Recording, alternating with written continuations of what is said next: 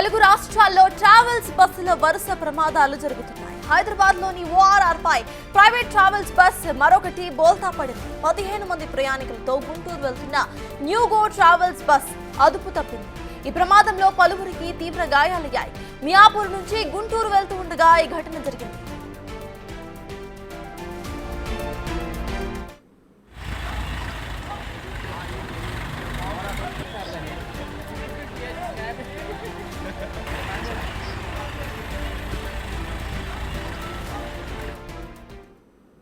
ప్రమాదం జరిగిన ఓఆర్ఆర్ వద్ద నుండి లైవ్ అప్డేట్స్ ను మా ప్రతినిధి విజయ్ అందిస్తారు. విజయ్, చెప్పండి, ప్రెసెంట్ ఆ బస్ ను ఆ రోడ్ మీద నుండి తరలించే ప్రాసెస్ ఎక్కడి వరకు వచ్చింది, అసలు అప్డేట్స్ ఏంటి? సర్తాజ్, పూర్తిగా తెలుగు రాష్ట్రాల్లో జరుగుతున్నటువంటి ఈ బస్సు ప్రమాదాలైతే తెలంగాణ అలాగే ఆంధ్ర ప్రజలనైతే బెంబేలెత్తిస్తున్నటువంటి పరిస్థితి అయితే కనిపిస్తూ ఉంది. ఇది న్యూగోకి సంబంధించినటువంటి ఎలక్ట్రిక్ బస్సు. సో పూర్తిగా ఈ బస్ అంతా కూడా ఈ లెఫ్ట్ సైడ్ చూసుకున్నట్లయితే రైట్ సైడ్ అంతా నుజ్జు అయిపోయినటువంటి పరిస్థితి కనిపిస్తూ ఉంది. మియాపూర్ నుండి గుంటూరు వెళ్తున్నటువంటి ఈ ఎలక్ట్రిక్ బస్సులో ఆ సమయంలో ప్రమాద సమయంలో 15 మంది వరకు కూడా ప్యాసింజర్స్ ఉన్నట్టు అధికారులు చెప్తా ఉన్నారు. అయితే కేవలం నిర్లక్ష్యపు డ్రైవింగ్ వల్లనే ఈ ప్రమాదం జరిగింది అంటూ అధికారులు అయితే చెప్తా ఉన్నారు.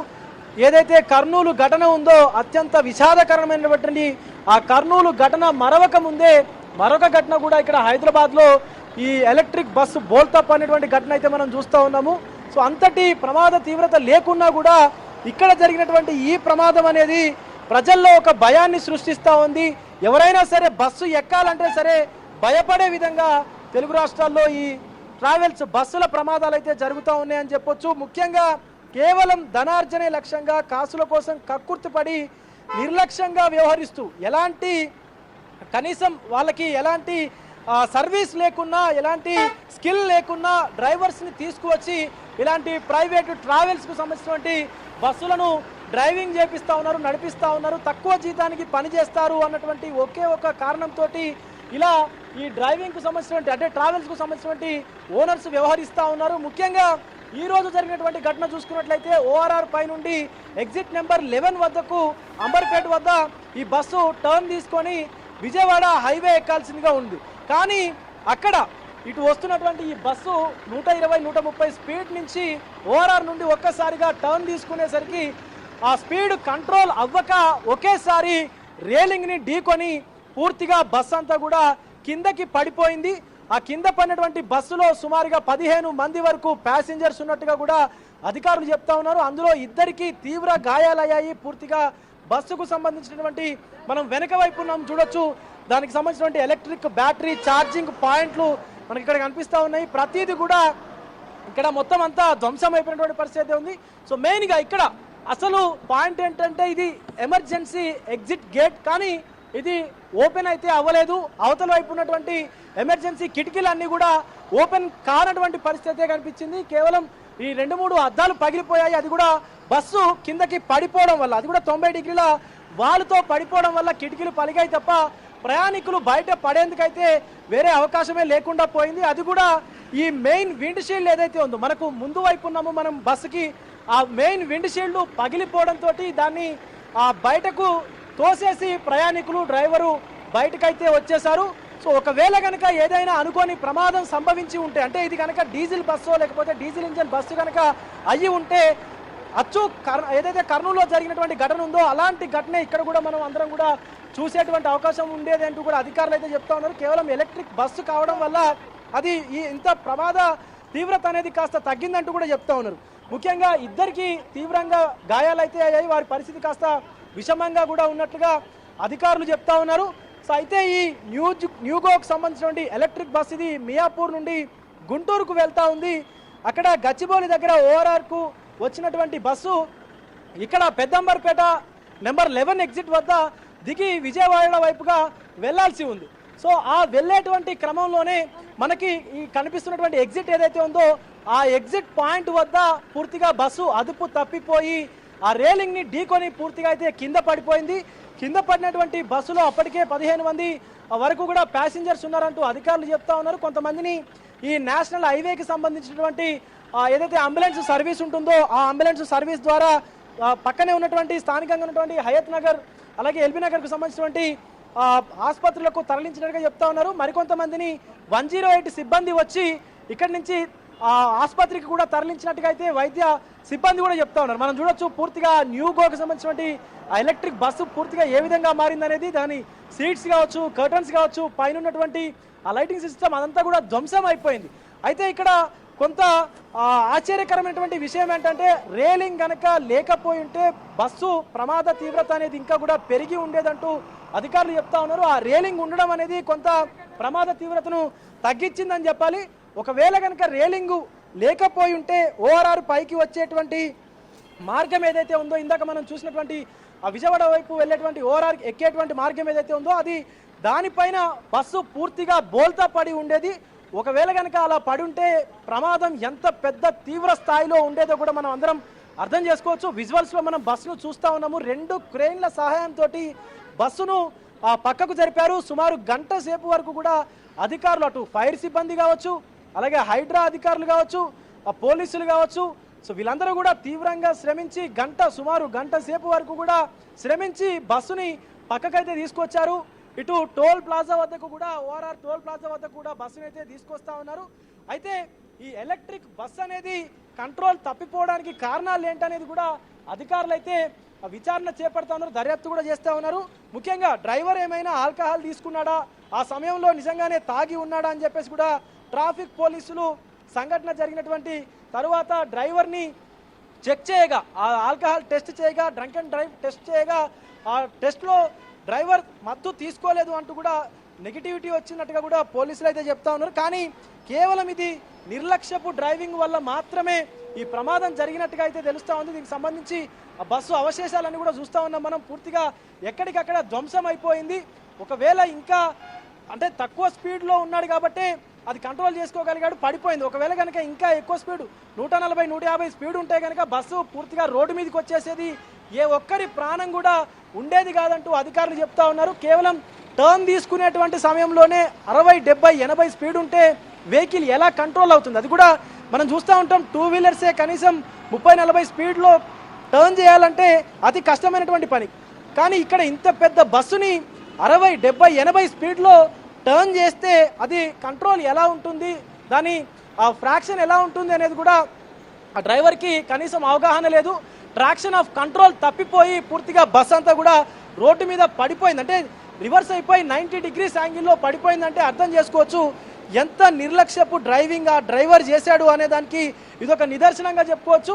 అయితే కేవలం ఆ నిర్లక్ష్యపు డ్రైవింగ్ వల్ల ప్రయాణికులు ఎవరైతే ఉన్నారో ప్రయాణికుల ప్రాణాలను కూడా పూర్తిగా ప్రమాదంలో నెట్టిపడేశాడని చెప్పాలి డ్రైవర్. ఇలాంటి సంఘటనలు తరచూ జరుగుతూనే ఉన్నాయి.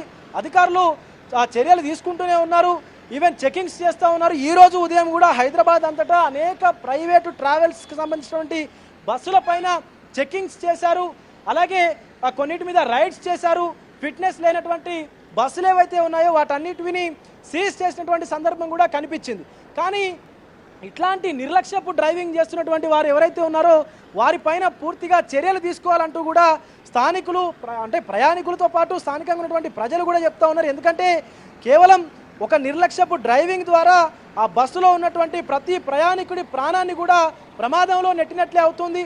ఒక్క డ్రైవర్ చేతిలోనే ప్రయాణికులందరి ప్రాణాలు కూడా ఉంటాయి. డ్రైవర్ని నమ్మే ప్రతి ఒక్క ప్యాసింజర్ కూడా బస్సు ఎక్కుతాడు, ఖచ్చితంగా తమ గమ్యస్థానానికి డ్రైవర్ తమని సురక్షితంగా చేరుస్తాడు అన్నటువంటి నమ్మకంతోనే వాళ్ళు బస్సు ఎక్కుతారు. కానీ ఇక్కడ డ్రైవర్లే యమధర్మరాజులు అవుతా ఉన్నారు.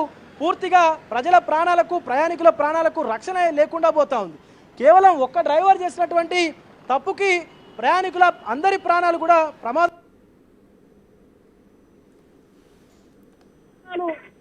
పూర్తిగా గాల్లో కలిసిపోయినటువంటి పరిస్థితులు కూడా మనం చూసాం. అదే హైదరాబాద్లో మరో అత్యంత దారుణమైనటువంటి ఘటన అయితే కనిపిస్తుంది. పూర్తిగా ఈ ఘటన చూస్తుంటే ఒకవేళ ఇంత స్పీడ్గా ఉంటుంటే కనుక బస్సు పూర్తిగా రోడ్డు మీద పడిపోయేది. ఈ విధంగా ముఖ్యంగా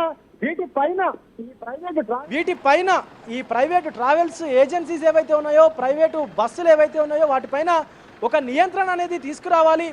ఎంత స్పీడ్తో వెళ్ళాలి, ఆ స్పీడ్ లిమిట్ ఏంటి అని చెప్పేసి కూడా అధికారులు నిర్ణయించి తగినటువంటి స్పీడ్లోనే వెళ్ళే విధంగా చర్యలు తీసుకోవాలంటూ కూడా ప్రజలందరూ కూడా విజ్ఞప్తులు చేస్తూ ఉన్నారు ట్రాన్స్పోర్ట్ సంబంధించినటువంటి డిపార్ట్మెంట్కి కూడా. ఎందుకంటే మనం గవర్నమెంట్ ఆర్టీసీ బస్సులు తీసుకున్నట్లయితే దానికి ఒక నిర్దిష్ట వేగం మాత్రమే ఉంటుంది, నిర్దిష్ట వేగంతోనే అవి ప్రయాణం చేస్తూ ఉంటాయి. అది 60-70 కిలోమీటర్లు 80 కిలోమీటర్ల వేగంతో మాత్రమే వెళ్తూ ఉంటాయి. కానీ ఈ ప్రైవేటు బస్సులకు మాత్రము అడ్డు అదుపు లేకుండా, స్పీడ్ లిమిట్ ఏమీ లేకుండా వీళ్ళు డ్రైవింగ్ చేస్తూ ఉంటారు. ఎందుకంటే తక్కువ టైంలో ఎక్కువ ట్రిప్పులు వేయడానికి ఈ ప్రయాణాలు ఇట్లా బస్సులను అత్యంత నిర్లక్ష్యంగా కూడా డ్రైవ్ చేస్తూ ఉంటారు ఈ ప్రైవేటు ట్రావెల్స్కి సంబంధించినటువంటి డ్రైవర్లు కావచ్చు, ఆ యాజమాన్యాలు కావచ్చు.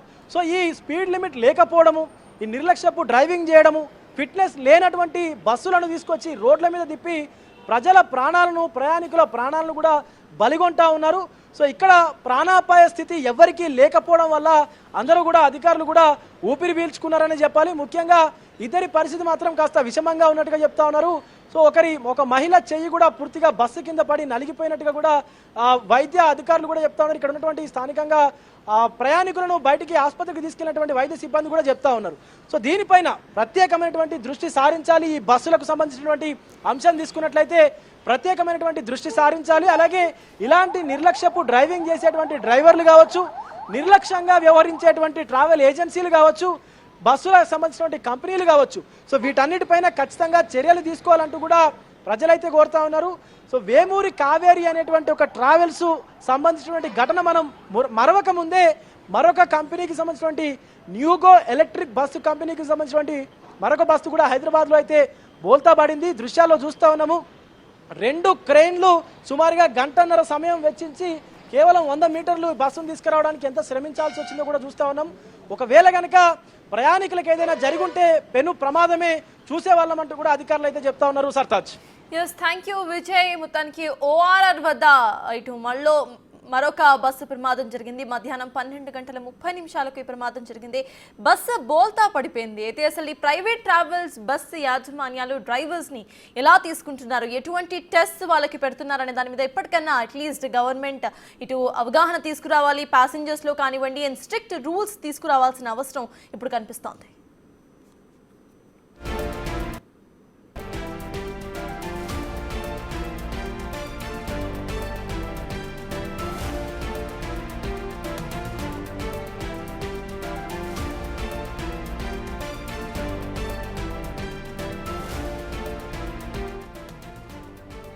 ORR వద్ద ప్రమాదం జరిగినట్లుగా తమకు మధ్యాహ్నం 12:30 సమాచారం వచ్చిందని అంటున్నారు వనస్థలిపురం ట్రాఫిక్ సిఐ. దీంతో తాము వెంటనే ప్రమాద స్థలానికి చేరుకుని చూడగా బస్సులో 8 మంది ప్రయాణికులు ఉన్నారని, వారిలో 2 డ్రైవర్స్, మిగతా వారంతా కూడా పాసెంజర్స్ గా గుర్తించినట్టుగా చెప్తున్నారు. గాయాల పాలన వారిని వెంటనే స్థానికంగా ఉన్న హాస్పిటల్ కి తరలించామని, ఇది కేవలం నిర్లక్ష్యంకు డ్రైవింగ్ వల్ల మాత్రమే జరిగిన ప్రమాదంగా చెప్తున్నారు పోలీసులు. డ్రైవర్ కు డ్రంక్ అండ్ డ్రైవ్ టెస్ట్ చేసినప్పుడు నెగిటివ్ గా వచ్చిందని చెప్తున్నారు. అయితే మరింత సమాచారాన్ని మా ప్రతినిధి విజయ్ సిఐతో ఫేస్ టు ఫేస్ లో అందిస్తారు. LB Nagar ORR exit 11 number దగ్గర ఒక ఎలక్ట్రిక్ బస్ అయితే కింద పడిపోయిందని చెప్పాలి. పూర్తిగా రేలింగ్ ని ఢీకొని కిందకి పడిపోయింది. అందులో సుమారుగా 15 మంది ప్రయాణికులు ఉన్నట్టుగా కూడా అధికారులు అయితే చెప్తా ఉన్నారు. ప్రస్తుతం మనతో పాటు ట్రాఫిక్ సిఐ గట్టుమల్ ఉన్నారు. అసలు ఎంతమంది ఉన్నారు, వాళ్ళ పరిస్థితి ఎలా ఉంది అడిగి తెలుసుకునేటువంటి ప్రయత్నం అయితే చేద్దాం. సార్, ఆ ప్రమాద సమయంలో బస్సులో ఎంతమంది ఉన్నారు సార్? మాకు తెలిసిన సమాచారం ప్రకారం దాంట్లో 8 మంది ఉన్నారండి. 2 డ్రైవర్లు ప్లస్ 6 మంది ప్యాసింజర్లు మాత్రమే. అందరికి కూడా మైనర్ ఇంజురీస్ అయినాయి. ప్రాథమికంగా తెలిసిన దాని ప్రకారం లెఫ్ట్ కరువులో సరిగా బస్సు కట్ చేయకుండా జరిగిపోవడం, డ్రైవర్ తప్పిదం వల్ల కింద పడినట్టు కనిపిస్తుంది. రైలింగ్కి తాకి ఇమీడియట్గా మేము రీచ్ అయినాము. అన్ని హైడ్రా వాళ్ళు, ఫైర్ స్టేషన్ వాళ్ళు, పోలీస్ అందరూ వచ్చారు. అందరినీ రెస్క్యూ చేశాము, కన్సర్న్ హాస్పిటల్కి పంపించాము. డ్రైవర్ కూడా ఏమైనా డ్రంకన్ స్టేజ్లో ఉన్నా కూడా చెక్ చేశాము. అది కూడా నిల్లు, అంటే అతను ఏం డ్రంకన్ కండిషన్లో లేడు. అది ప్రమాదవశాత్తు జరిగిందా లేకపోతే డ్రైవర్ నిర్లక్ష్యంగా జరిగిందా ఇన్వెస్టిగేషన్లో తెలుస్తుంది. ఎవరికైతే ప్రాణాపాయ పరిస్థితి లేదు. అందరూ మైనర్ ఇంజరీస్తోనే హాస్పిటల్లో ట్రీట్మెంట్ తీసుకుంటున్నారు. దాని ప్రకారం ఇప్పటివరకు తెలిసిన విషయాలు, ఫర్దర్ ఇంకా ఇన్ఫర్మేషన్ డీటెయిల్స్ వచ్చినాక చెప్తాను. చాలా మంది ఇప్పుడు మీరు ట్రాఫిక్ పోలీసులు కావచ్చు, అలాగే ఆర్టీఐకి సంబంధించిన అధికారులు కావచ్చు, తరువుగా బస్సులు చెక్ చేస్తా ఉన్నారు. నిన్న కర్నూలులో జరిగినటువంటి ఘటన ఆధారంగా చెకింగ్స్ కూడా చేస్తా ఉన్నారు. అయినా కూడా ఇలాంటి ప్రమాదాలు జరుగుతూ ఉన్నాయి. దీనికి చెకింగ్లకు ఎలాంటి సంబంధం లేదు, ఎందుకంటే డ్రైవర్ తప్పిదానికి చెకింగ్కి సంబంధం ఉండదు. దీనికి సంబంధించి అయితే జరిగిన విషయానికి డ్రంకన్ కండిషన్ ఉంటే అదేమైనా వేరే ప్రాబ్లం ఉంటుంది, కానీ అది లేదు. డ్రైవింగ్లో నిర్లక్ష్యం వల్ల జరుగుతుందని అనుకుంటున్నాం ప్రస్తుతానికైతే. దానికి ఫర్దర్ ఏముందనేది కంటిన్యూషన్ ఇన్వెస్టిగేషన్ తెలుస్తుంది. సో కేవలం డ్రైవర్ నిర్లక్ష్యం ద్వారానే ఈ ప్రమాదం జరిగినట్టుగా అయితే పోలీసులు కూడా చెప్తా ఉన్నారు. అతనికి డ్రైవింగ్ చేస్తున్నప్పుడు అంటే ఆ ప్రమాదం జరిగిన తర్వాత డ్రంక్ అండ్ డ్రైవ్ టెస్ట్ చేసినప్పుడు కూడా డ్రైవర్ మత్తులో లేడు, అంటే ఆల్కహాల్ తీసుకోలేదంటూ కూడా పోలీసులు అయితే చెప్తా ఉన్నారు. కేవలం ఇది నిర్లక్ష్యపు డ్రైవింగ్ వల్లనే ఈ ప్రమాదం జరిగినట్టుగా కూడా పోలీసులు అయితే చెప్తా ఉన్నారు. వీడియో జర్నలిస్ట్ రాజుతో విజయ్ బిగ్ టీవీ, ఎల్బీ నగర్ నుండి.